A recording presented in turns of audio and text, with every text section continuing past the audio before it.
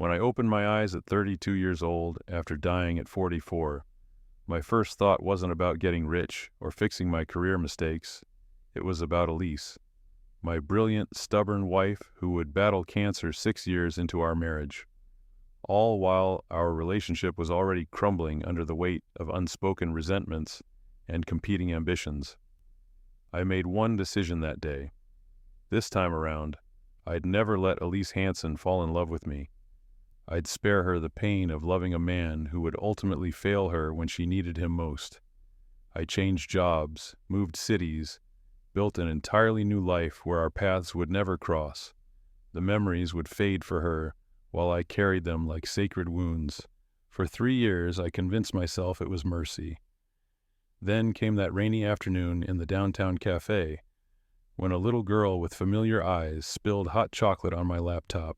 "I'm so sorry," she gasped, looking up at me with Elise's eyes. "Mom's always saying I'm too excited about everything." I froze as a voice I'd recognize anywhere called from behind me, "Maddie, what happened?" And there was Elise, looking at me with no recognition.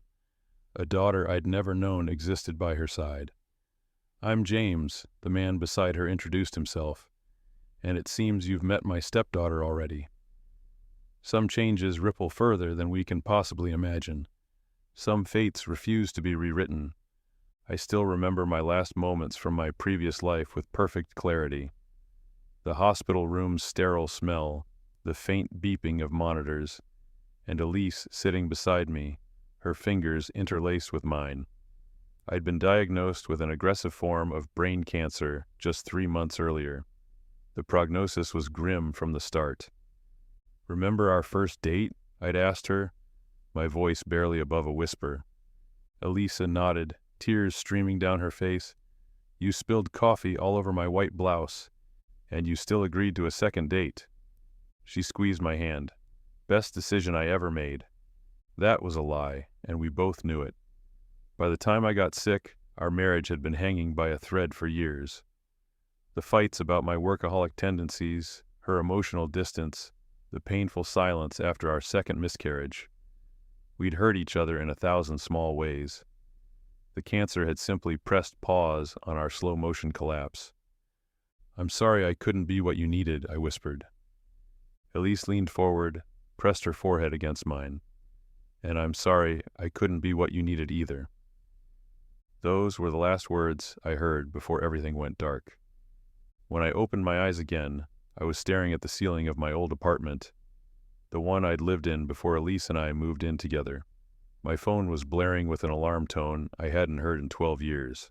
I shot up in bed, heart pounding. The calendar on my wall read May 15th, 2012. 12 years in the past. 6 months before I would meet Elise at a mutual friend's Halloween party. At first, I thought it was some kind of vivid dream or hallucination, the kind people supposedly experience when they're dying. But as days passed, then weeks, the reality became undeniable. Somehow I'd been given a second chance, and I knew exactly what I had to do with it. 3 weeks later, I'd quit my job at the marketing firm, where I'd eventually become creative director, the same firm where Elise would join the accounts team in September. I found a position at a smaller agency across town, rented a new apartment in a neighborhood I'd never lived in before, and systematically erased any possibility of our paths crossing. When October came around, I told our mutual friend I couldn't make the Halloween party due to a work commitment.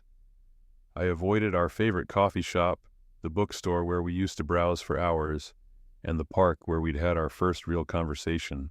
It was surgical, deliberate, and it felt like cutting out my own heart, but I knew it was necessary. In my previous life, I'd watched Elise suffer through 2 years of treatments before finally going into remission, only to have the cancer return more aggressively 3 years later. I'd held her hand through chemo sessions, watched her beautiful mind fog with medication, and felt completely helpless as she slipped away. But the worst part wasn't the cancer itself. It was knowing that even before the diagnosis, I'd failed her as a husband. My obsession with climbing the corporate ladder had left little time for our relationship.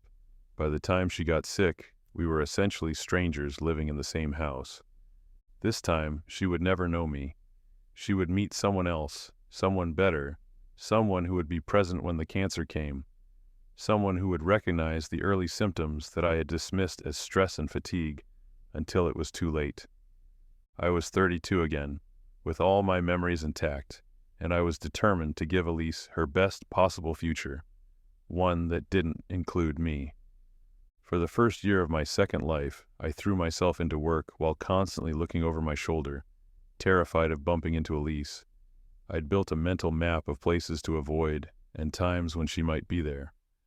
Around what would have been our first anniversary, I had a moment of weakness.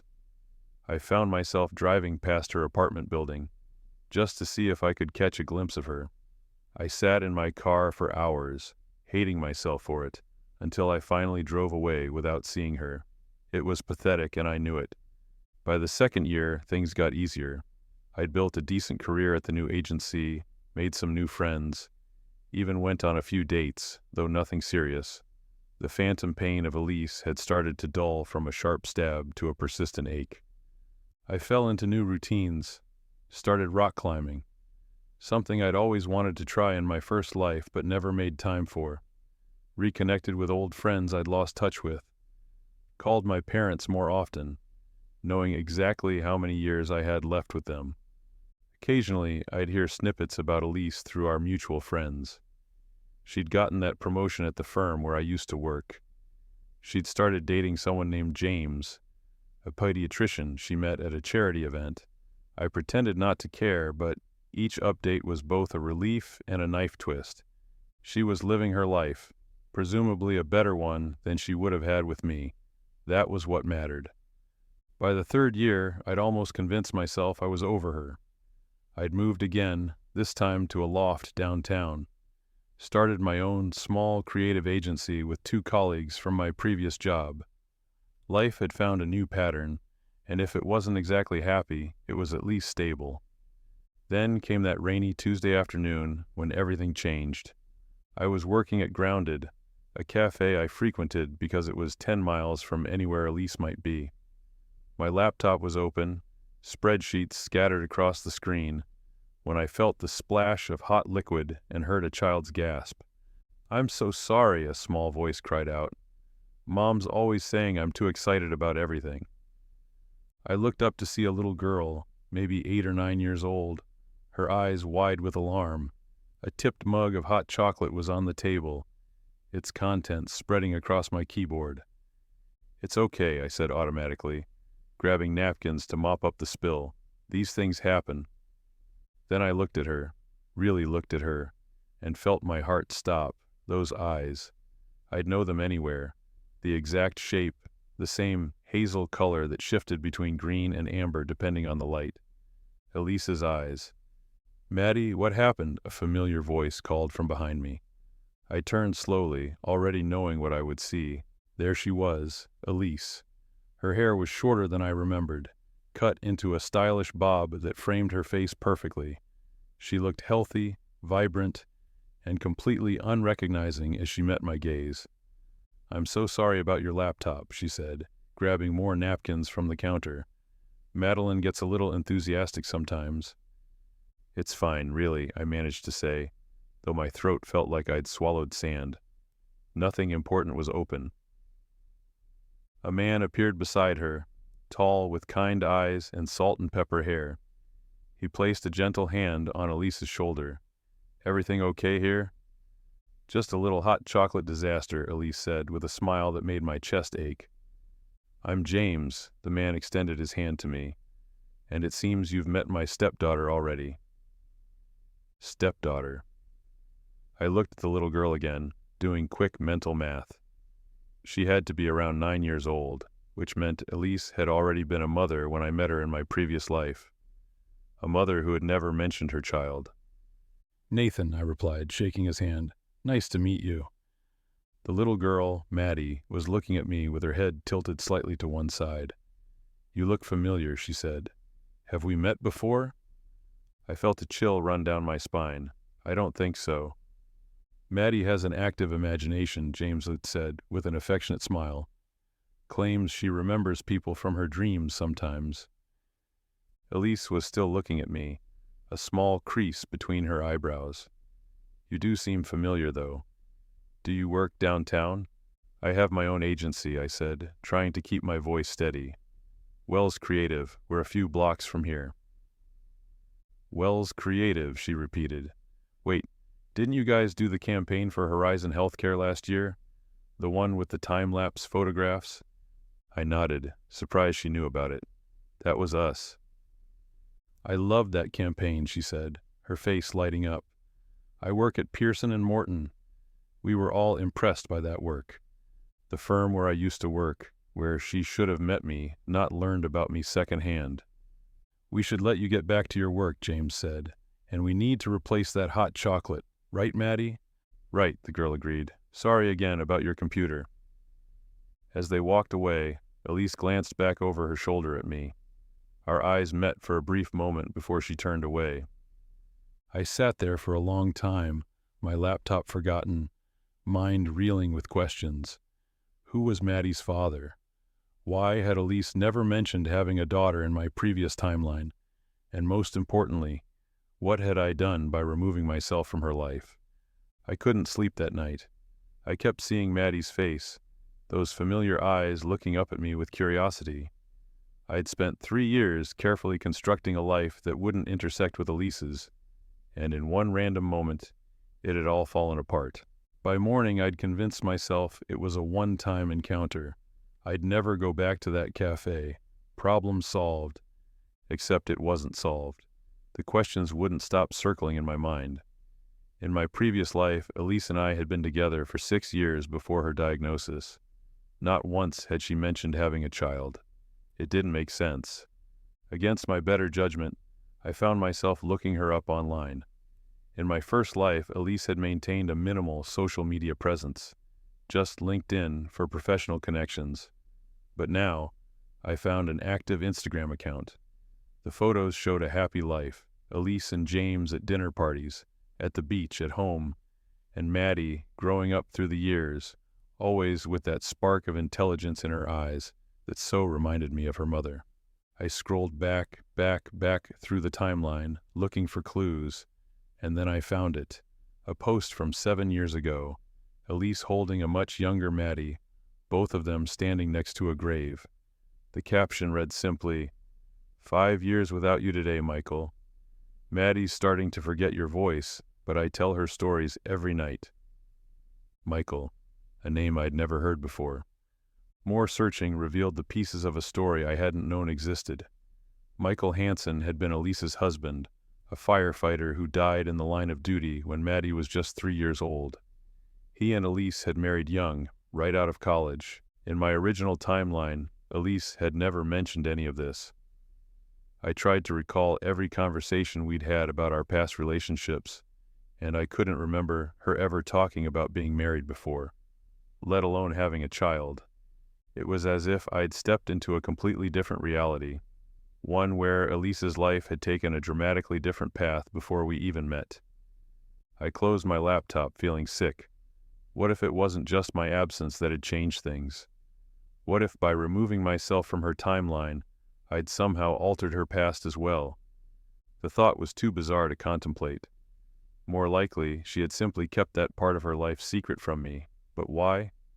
The Elise I knew was direct, honest to a fault. Hiding a previous marriage and a child didn't fit with anything I knew about her. Unless the Elise I knew wasn't the real Elise at all. Unless she had hidden the most important parts of herself from me. I was so deep in these thoughts that I almost missed the email notification that popped up on my screen. From Elise Hansen, subject line, apology and proposal. My heart hammered as I opened it. Nathan, I wanted to apologize again for the hot chocolate incident yesterday. Maddie feels terrible about it, though I've assured her laptops can be cleaned. By way of making it up to you, I have a business proposition. Our firm is looking for a creative partner on a new campaign, and after seeing your work for Horizon, I'd love to discuss the possibility of Wells Creative bidding on it. Are you free for coffee this week, Elise? I stared at the email for a full 5 minutes before closing it without responding. This was exactly what I'd been trying to avoid for 3 years. Any connection, any relationship, any thread that could pull us back into each other's orbits. But another part of me, the part that had never stopped loving her, was already composing a reply. I didn't respond to Elise's email that day, or the next. I drafted at least a dozen replies, ranging from polite refusals to enthusiastic acceptance, but I couldn't bring myself to send any of them. On the third day, my business partner Alicia dropped a stack of files on my desk and fixed me with a look. "Why are you ignoring an email from Pearson and Morton?" she demanded. "Do you know how long we've been trying to get our foot in the door there?" I should have known she'd be monitoring our shared business account. "It's complicated," I said. "Complicated how? It's a potential client reaching out to us. What could be complicated about that?" I couldn't tell her the truth, that I was avoiding a woman I'd been married to in another lifetime, a woman who had no memory of me but whose absence had left a hole in my life I couldn't seem to fill. "I knew her a long time ago," I said instead. "It didn't end well." Alicia rolled her eyes. "So? Be professional. This is business, not your high school reunion." She was right, of course, and turning down potential work because of my personal hang-ups wasn't fair to her or our other partner, Marcus. "Fine," I said, "I'll respond." After she left, I composed a brief professional email accepting the invitation to discuss the project. We arranged to meet at a small bistro near her office, neutral territory, not the cafe where we'd first encountered each other in this timeline. When the day came, I arrived 15 minutes early, choosing a table in the corner where I could see the door. I ordered coffee and tried to calm my nerves by reviewing the preliminary notes I'd put together for the meeting. She arrived exactly on time, dressed in a tailored navy suit that made her look both authoritative and elegant. The sight of her walking toward me with purpose brought back a flood of memories. Elise on our wedding day, Elise presenting ideas in our living room, Elise determined to take one more walk around the block, even as the cancer treatment sapped her strength. "Nathan," she said, extending her hand, "thank you for meeting me." Her handshake was firm, professional. No hint of recognition, no spark that suggested she felt anything unusual about our interaction. "Of course," I replied, gesturing to the chair across from me. "I'm interested to hear about the project." For the next half hour, we talked business. Pearson and Morton had a healthcare client launching a new mental wellness platform, and they needed a creative team that understood the unique challenges of marketing in that space. Given our work with Horizon, she thought we might be a good fit. It was surreal, discussing strategy and timelines with a woman I'd once held, as she cried through the night after our second miscarriage, a woman who, in this reality, had a 9-year-old daughter and a tragic first marriage I'd known nothing about. "Your portfolio's impressive," she said, closing her tablet, "especially the narrative-driven campaigns. You have a way of making emotional connections without being manipulative." "That's always been our goal," I replied. "Authenticity resonates more than any clever tagline." She smiled, and for a moment, I saw a flash of the Elise I remembered, the one who would debate marketing ethics with me late into the night, both of us passionate about using our skills for meaningful work. "So," she said, "do you think Wells Creative would be interested in submitting a proposal?" "Definitely," I said, ignoring the voice in my head screaming that this was a terrible idea. "We'd be honored to be considered." As we wrapped up the meeting, I noticed her glancing at her watch. "Do you need to be somewhere?" I asked. "School pickup," she explained. "James usually handles it, but he's at a conference this week." "Maddie seems like a great kid," I said, surprising myself by bringing her up. Elise's face softened. "She is. Too smart for her own good sometimes, but the kindest heart you'll ever meet." She paused. "Actually, she asked about you after the cafe incident. Said you reminded her of someone." I felt a chill. "Oh? Kids," Elise said with a small laugh. "She has an imaginary friend she's been talking to since she was little.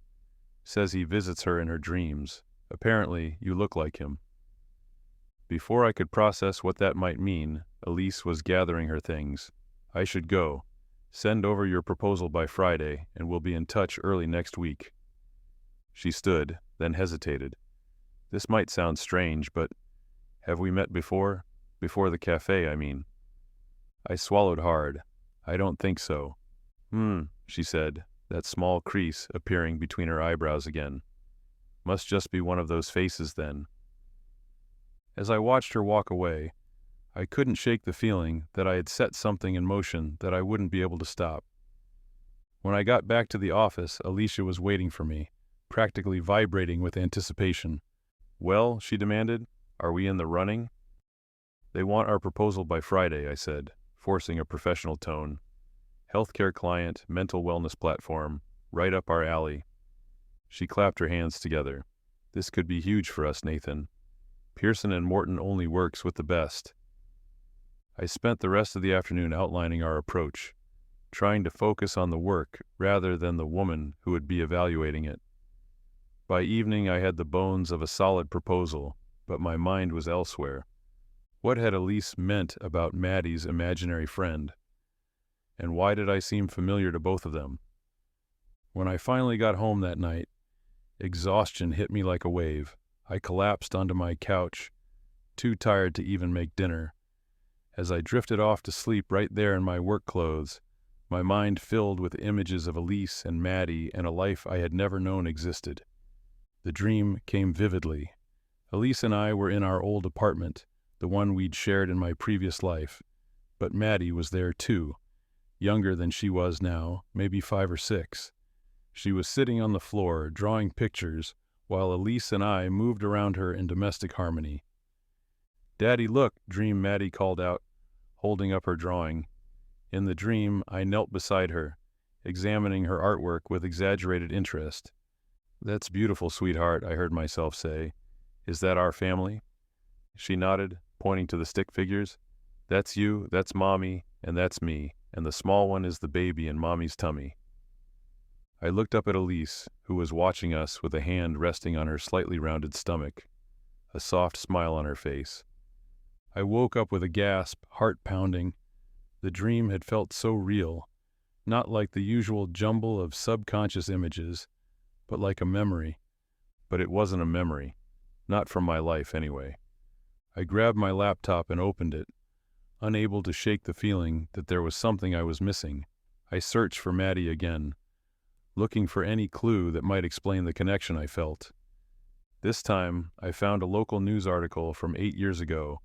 Local firefighter dies saving child from burning building. There was Michael Hansen's photo, a handsome man with a serious expression and Maddie's chin. The article mentioned he left behind a wife, Elise, and a daughter, Madeline. But what caught my eye was the date of the fire, October 31st, 2014, Halloween, the night I had met Elise at our mutual friend's party in my original timeline. Except in this reality, I hadn't gone to that party. I'd deliberately skipped it to avoid meeting her. The pieces suddenly clicked together in a way that made my blood run cold. In my original timeline, Elise had been at that Halloween party alone. We'd met, started dating, eventually married. There had been no mention of a previous husband, no child. But in this new reality, where I'd removed myself from the equation, Elise had apparently been married to Michael much earlier. They'd had Maddie together, and on the exact night I should have met Elise at a party, Michael had died in a fire. It was impossible. It made no sense. How could my decision not to attend a party have rippled backward through time, creating an entirely different past for Elise, unless there was more to this second chance than I had understood? What if I hadn't simply been sent back in time? What if I'd been sent to an alternate reality, one where Elise's life had taken a completely different path even before our meeting? The thought was so overwhelming that I shut my laptop and paced around my apartment, trying to make sense of it all. If this was true, then everything I thought I knew about Elise was wrong. The woman I'd married in my previous life wasn't the same woman I'd met at the cafe. They shared a face, a name, certain core personality traits, but their lives, Their experiences, their hearts were fundamentally different. And Maddie. Somehow, across realities, she recognized me, as if some part of her knew me from a life that had never existed in this world. By morning I had no answers, only more questions. But one thing was clear. I needed to understand what was happening, and the only way to do that was to stay connected to Elise and Maddie, even though every instinct told me to run in the opposite direction. We won the pitch. Of course we did. I knew exactly what would resonate with Elise, the balance of emotional appeal and rational benefits, the emphasis on authentic storytelling, the clean, uncluttered design aesthetic. I had years of insight into her professional preferences that no competing agency could match. "I don't know what you did in that presentation," Alicia said afterward, "but they were eating out of your hand. Especially that account director, Elise, was it?" "Just did my homework," I muttered, uncomfortable with how easily I'd used my knowledge of Elise to secure the business. The project meant regular contact over the next few months, weekly status meetings, usually with Elise and 2 other members of her team. Each time I maintained a strictly professional demeanor, though it took everything in me not to stare at her, not to slip into the easy familiarity we'd once shared. Sometimes I caught her looking at me with that same puzzled expression, like she was trying to place me in her memory. But she never asked again if we'd met before. One afternoon, about a month into the project, our meeting ran long. The other team members had to leave for another commitment, but Elise and I stayed behind to finalize some copy points. "I appreciate your flexibility," she said, as we gathered our things. "This campaign is important to me personally." "Oh?" I said, intrigued by the admission. She hesitated, then seemed to decide something. "My daughter Maddie, she struggled after her father died. Had trouble sleeping, anxiety. The resources weren't great back then, especially for children. This platform we're launching, it could help kids like her." I nodded, careful to keep my expression neutral even as my heart ached for both of them. "That's why this work matters. Real impact on real lives." "Exactly," she said, seeming relieved that I understood. We walked out of the building together, an unexpected echo of countless evenings in my previous life when we left the office side by side, discussing our day. "Do you have children, Nathan?" she asked as we waited for the elevator. The question hit me like a physical blow. In my original timeline, our inability to have children had been one of the fracture points in our marriage. "No," I said simply, "never found the right timing." She nodded. "It changes everything. Having someone who depends on you completely makes you realize how small your own problems are." The elevator arrived, saving me from having to respond. We rode down in silence, but it wasn't uncomfortable.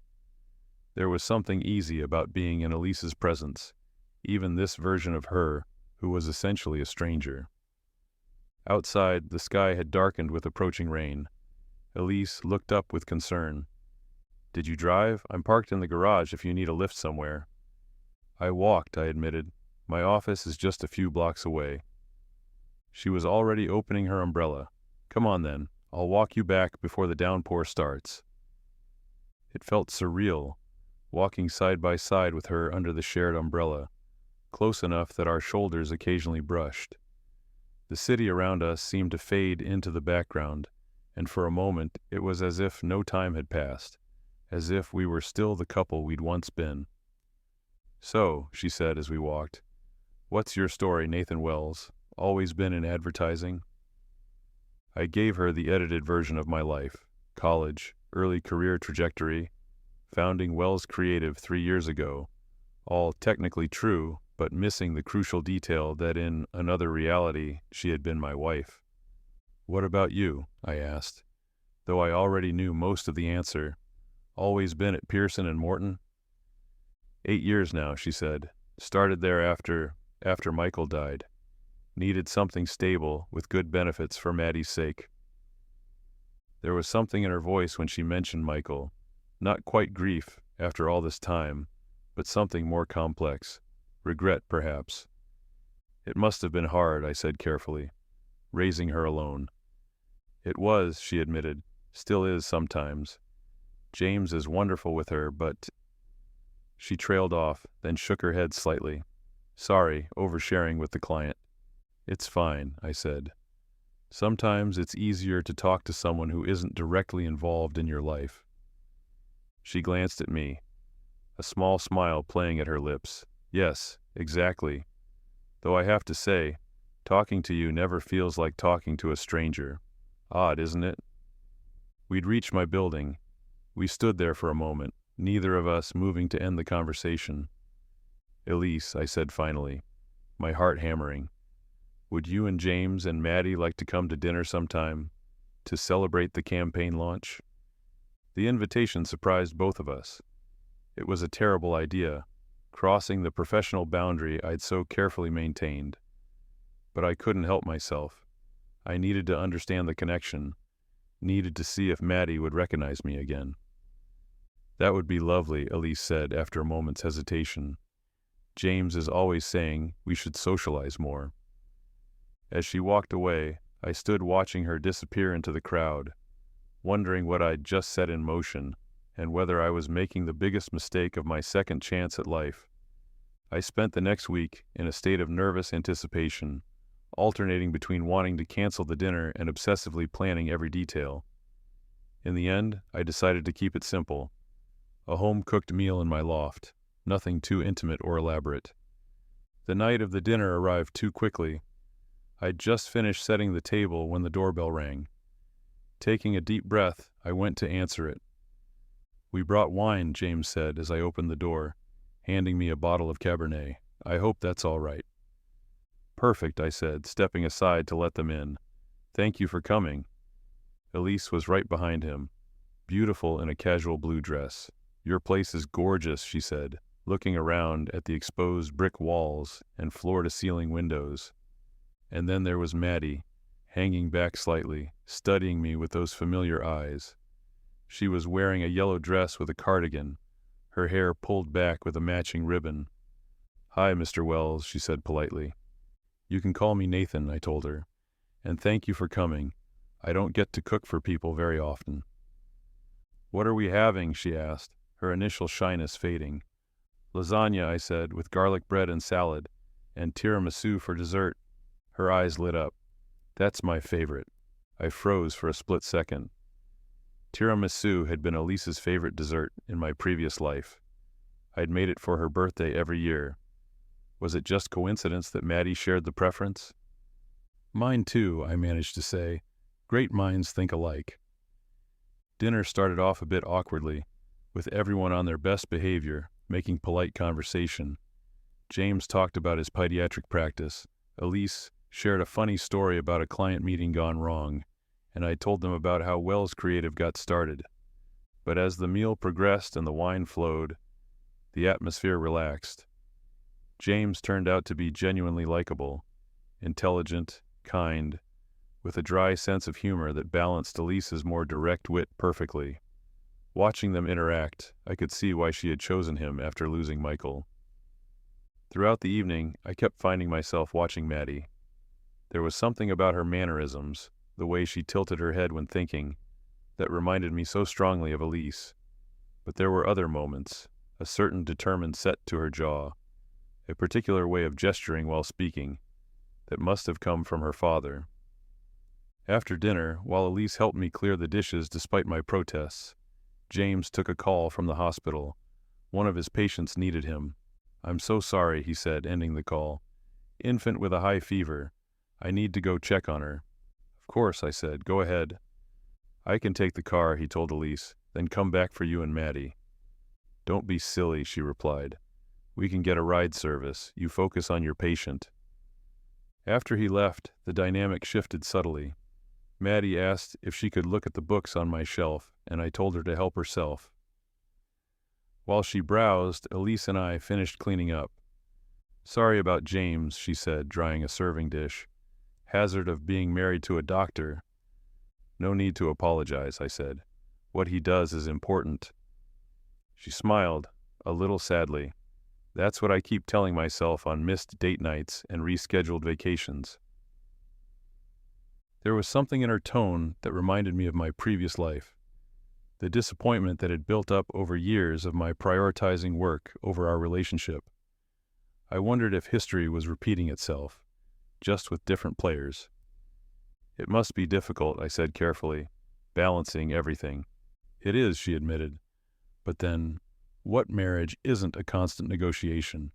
At least he's saving lives, not just selling products like we are. Before I could respond, Maddie called from the living room.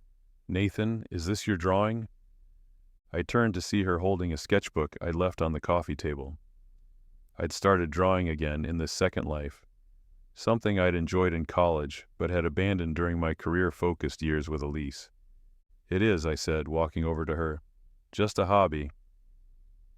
She was looking at a landscape I'd drawn of a beach at sunset. Nothing particularly remarkable about it, except, "I've been here," Maddie said, her finger tracing the distinctive rock formation I'd included in the foreground. "With you." My heart stuttered. "What?" "In my dreams," she said, looking up at me with complete certainty. "We built a sandcastle here. You showed me how to make the tower strong by mixing the wet and dry sand." I couldn't breathe. The beach she was describing was where Elise and I had honeymooned in my previous life. I'd drawn it from memory, a place Maddie couldn't possibly know about. Elise had joined us, looking curiously at the drawing. "Maddie has vivid dreams," she explained to me. "Sometimes it's hard for her to separate them from reality." "It's real," Maddie insisted. "I remember the seagulls, and the way the sun made the water look like it was on fire. And you were telling me stories about the stars." I couldn't move, couldn't speak. Those were exactly the things Elise and I had done on that beach, but not with Maddie. Never with Maddie. "Honey," Elise said gently, "you've never been to a beach like that." Maddie looked between us, confused. "But I remember it. And I remember Nathan being there." "Time for your homework," Elise said firmly, signaling an end to the conversation. "Go get your backpack from by the door." When Maddie was out of earshot, Elise turned to me with an apologetic smile. "Sorry about that. She has an active imagination, and sometimes she gets confused between her dreams and memories." "No need to apologize," I said, my voice sounding strange even to my own ears. "Kids see the world differently than we do." "She's been seeing a therapist," Elise confided, "ever since Michael died. She was so young when it happened, and children process grief in unusual ways. The dreams started right after, and the imaginary friend she calls Dream Daddy." She laughed softly. "I know it sounds silly." "It doesn't," I said. "It sounds like she found a way to cope with loss." Elisa studied me for a moment. "You're very understanding." "I've had my share of loss too," I said, thinking of the life I'd left behind. The life with her that now existed only in my memories. After Elise and Maddie left that night, I sat alone in my apartment for hours, trying to make sense of what had happened. Maddie's description of the beach had been too specific, too accurate to be coincidence. Somehow she was accessing memories from a life that had never existed in this reality. Over the next few weeks, I threw myself into work, using the campaign as an excuse to keep a professional distance from Elise. Our dinner wasn't mentioned again, though I often caught her looking at me thoughtfully during meetings. The campaign launched successfully, and Pearson and Morton signed Wells Creative for another project. The professional relationship was solidifying, making it harder to walk away, not that I was sure I wanted to anymore. One evening, as we were wrapping up a late strategy session, Elise received a text that made her frown. "Everything okay?" I asked. "James got called into an emergency surgery," she sighed. "He was supposed to pick Maddie up from her piano lesson. Now I have to figure out how to be in two places at once." I hesitated only briefly. "I could pick her up." Elise looked surprised. "Oh, I couldn't ask you to." "You didn't ask, I offered," I said. "Seriously, it's no trouble. Just tell me where to go and what time." After some hesitation, she accepted, giving me the address of the music school and texting Maddie's teacher to let her know I'd be coming. I tried not to think about how quickly she'd trusted me with her child, whether it was simply because I was a business associate or because of that same inexplicable familiarity that seemed to exist between us. When I arrived at the music school, Maddie was waiting in the lobby with an older woman I assumed was her teacher. Her face lit up when she saw me, with none of the wariness a child should have around a virtual stranger. "Nathan," she called, grabbing her backpack. "Mom said you were coming. Is that okay?" I asked, suddenly nervous that this whole arrangement might make her uncomfortable. "Of course," she said, with that matter-of-fact confidence only children possess. "I told Mom I'd be fine with you." The drive to Elise's house was filled with Maddie's chatter about her piano lesson, her school day, a book she was reading. It was so natural, so easy, as if we'd done this 100 times before. When we pulled up to the address Elise had given me, Maddie unbuckled her seatbelt, but didn't immediately get out of the car. "Nathan," she said, suddenly serious, "can I ask you something?"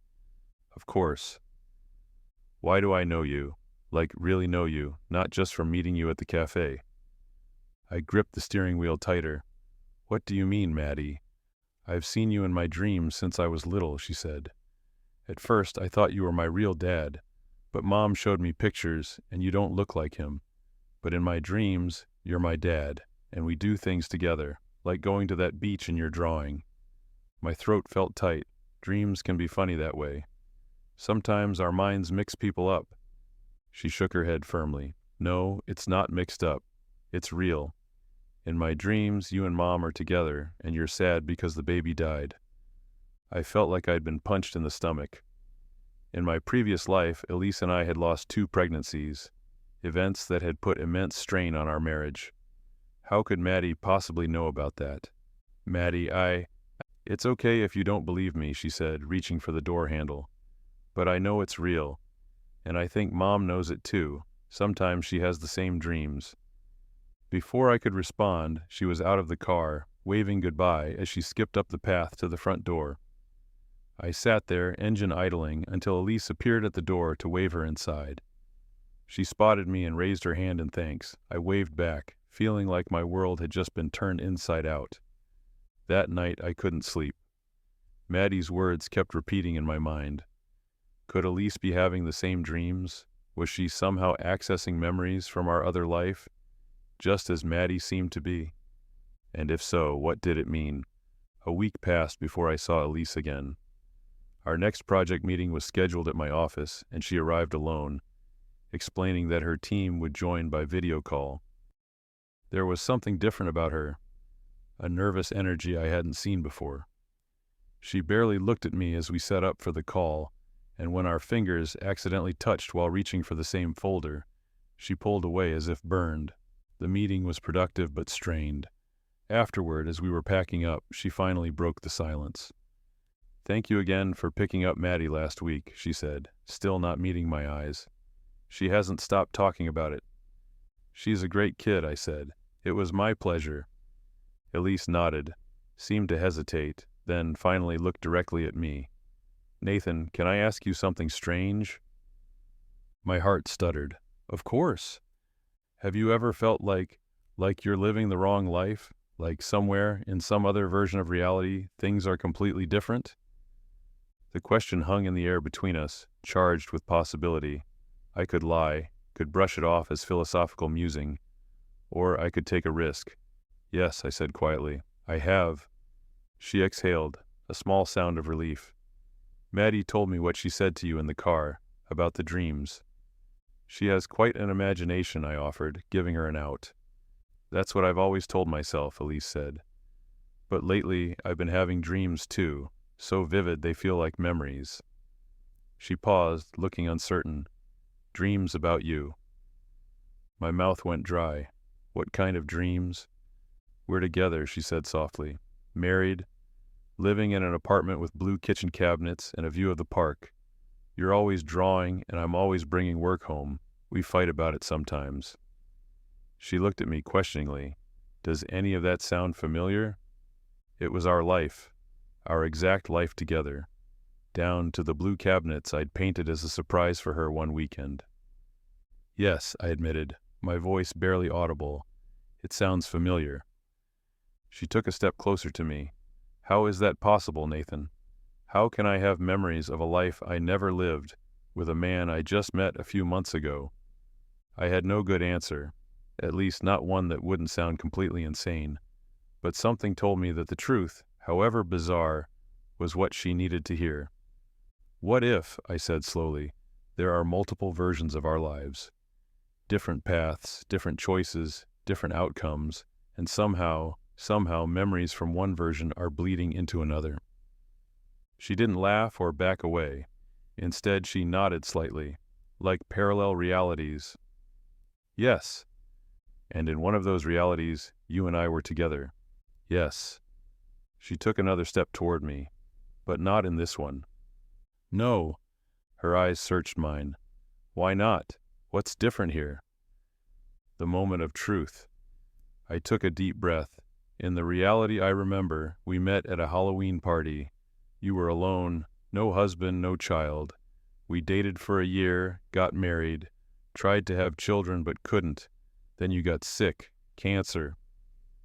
She flinched slightly at the word, and you survived, went into remission, but our marriage didn't. We grew apart, stopped trying. Then the cancer came back, more aggressive this time. My voice broke. You fought so hard, Elise, but in the end, I died, she finished for me. I shook my head. No, I did. Brain tumor. It was quick. 3 months from diagnosis to the end. And then I woke up 12 years in the past with a chance to do things differently. So you avoided meeting me, she said, understanding dawning in her eyes. To spare me from that fate. I thought I was doing the right thing, I said, the words coming faster now. I thought if we never met, you'd have a better life. I never imagined that by removing myself from your timeline, I'd somehow change your past too, that you'd already been married, already had Maddie. She was quiet for a long moment, processing. Then she asked, and the dreams Maddie has been having, how do you explain those? I can't, I admitted, unless somehow, across realities, there's a version of us that includes her, a daughter we never had in the life I remember. The thought had been growing in my mind ever since the dinner at my apartment. What if there weren't just two realities, the one I remembered and this new one I found myself in? What if there were countless versions all existing simultaneously? And what if Maddie, with a child's openness, was somehow able to access them? This is insane, Elise said, but there was no dismissal in her tone, only wonder. It should be impossible. I know. And yet, she touched her temple. These memories, these dreams, they feel so real. We stood there, facing each other, the weight of multiple lifetimes hanging between us. I wanted to reach for her, to see if she felt as familiar in my arms as she did in my memories, but I held back. What happens now? She asked finally. I don't know, I said honestly. I've been trying to figure that out since the moment I woke up in this second life. She nodded slowly. I need time to think about all this, to make sense of it. Of course, I said. Take all the time you need. As she gathered her things to leave, she paused at the door. Nathan? Yes? In this other life, were we happy before everything went wrong? I thought about our early years together. The laughter, the passion, the sense of building something meaningful together. Before the miscarriages, before the cancer, before we both retreated into our separate worlds. Yes, I said, we were happy. A small smile touched her lips. That's good to know. After she left, I sat alone in my office for a long time, staring out the window at the city below. For 3 years, I'd convinced myself that staying away from Elise was the right thing to do, that I was sparing her pain, giving her a chance at a better life. But now I wasn't so sure. Maybe the universe had other plans. Maybe some connections were meant to exist across all possible realities. And maybe, just maybe, I hadn't been sent back just to avoid my mistakes, but to learn from them. 3 days passed with no word from Elise. I threw myself into work, trying not to obsess over what she might be thinking, what conclusions she might be drawing from our impossible conversation. On the 4th day, my phone buzzed with a text from an unknown number. It's Elise. Can we meet? There's something I need to show you. We arranged to meet at a park near her home.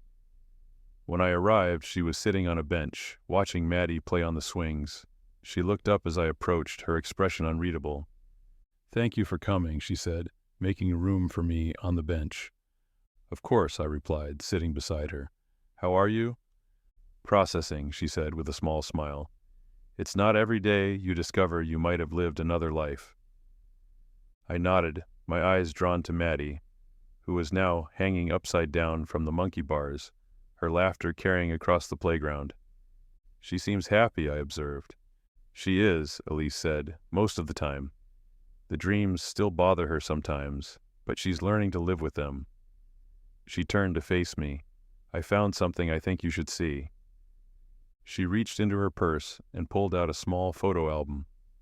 Opening it to a marked page, she handed it to me. The photograph showed a much younger Elise, maybe 22 or 23, standing next to a man with his arm around her shoulders. It took me a moment to recognize him as Michael, Maddie's father. "This was taken at a Halloween party," Elise said quietly, "the night we met." I stared at the photo, my mind racing. "Halloween?" "October 31st, 2013, she confirmed, at Tara Williams's apartment downtown. The same party where I had met Elise in my original timeline, but a year earlier. "That's not possible," I said. "The party where we met, where we should have met, was in 2014. Elise took the album back, turning to another page. This one showed her in a hospital bed, holding a newborn Maddie, with Michael beaming beside them. "Maddie was born August 17th, 2014, she said, 9 months after that Halloween party. Which meant that in this reality, Elise had met Michael, gotten pregnant, and had Maddie all before the Halloween party where I should have met her ever occurred." "I don't understand," I said. "How could my decision not to attend a party in 2014 have affected events that had already happened a year earlier?" Elise closed the album. "I've been thinking about that. What if it's not just that you decided not to attend the party? What if, when you woke up in the past, you woke up in a slightly different reality altogether, one where some events had already played out differently?" It made a strange kind of sense.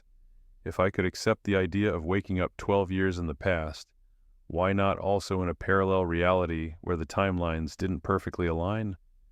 "But then," I said slowly, "why do you and Maddie have dreams about the life I remember, a life that never existed in this reality?" "I think," Elise said carefully, "it's because some connections are meant to be. Across time, across realities, our souls recognize each other, even when our minds don't." She reached into her purse again and pulled out a folded sheet of paper. "Maddie drew this yesterday. She said it came from one of her dreams." I unfolded the paper. It was a child's drawing of 3 people holding hands: a man, a woman, and a little girl. Behind them was a house with a red door and a tree in the yard, and next to them, hovering slightly above the ground, was a 4th figure, smaller, like a baby with wings. My hand trembled. "What is this?"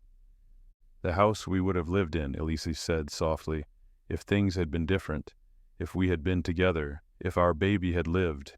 I looked up at her, speechless. "I've seen it too," she continued, "in my dreams.